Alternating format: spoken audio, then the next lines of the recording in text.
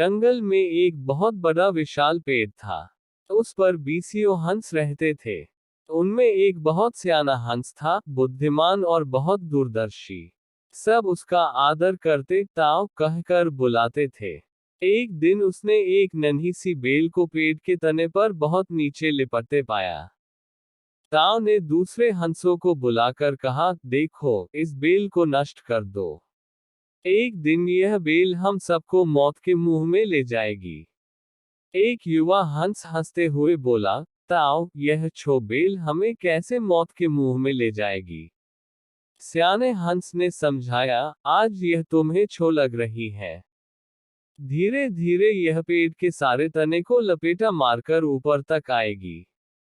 फिर बेल का तना मोटा होने लगेगा और पेड़ से चिपक जाएगा, तब नीचे से ऊपर तक पेड़ पर चढ़ने के लिए सीढ़ी बन जाएगी। कोई भी शिकारी सीढ़ी के सहारे चका हम तक पहुंच जाएगा और हम मारे जाएंगे। दूसरे हंस को यकीन न आया, एक छोटी सी बेल कैसे सीढ़ी बनेगी। तीसरा हंस बोला, ताऊ, तू तो एक छो बेल को खींचकर ज्यादा ही लंबा कर रहा है। एक हंस बड़बड़ाया, यह ताऊ अपनी अक्ल का रौब डालने के लिए अनशंत कहानी बना रहा है। इस प्रकार किसी दूसरे हंस ने ताऊ की बात को गंभीरता से नहीं लिया। इतनी दूर तक देख पाने की उनमें अक्ल कहाँ थी। समय बीतता रहा। बेल लिपटते लिपटते ऊपर शाखों तक पहुंच गई। बेल का तना मोटा होना शुरू हुआ और सचमुच ही पेड़ के तने पर सीढ़ी बन गई, जिस पर आसानी से चढ़ा जा सकता था। सबको ताऊ की बात की सच्चाई सामने नजर आने लगी। पर अब कुछ नहीं किया जा सकता था, क्योंकि बेल इतनी मजबूत हो गई थी कि उसे नष्ट करना हंसों के बस की बात नहीं थी।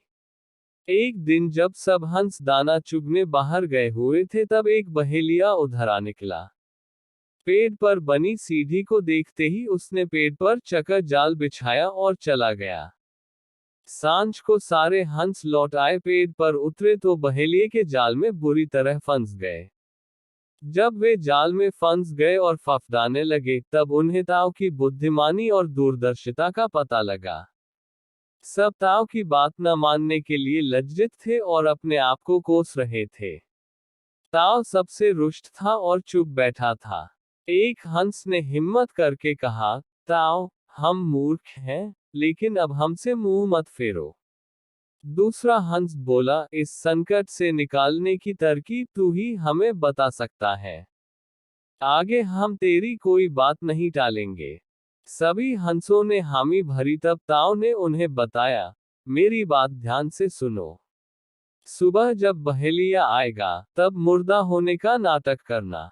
बहेलिया तुम्हें मुर्दा समझकर जाल से निकालकर जमीन पर रखता जाएगा। वहां भी मरे समान पड़े रहना। जैसे ही वह अंतिम हंस को नीचे रखेगा, मैं सीटी बजाऊंगा। मेरी सीटी सुनते ही सब उठ जाना। सुबह बहेलिया आया।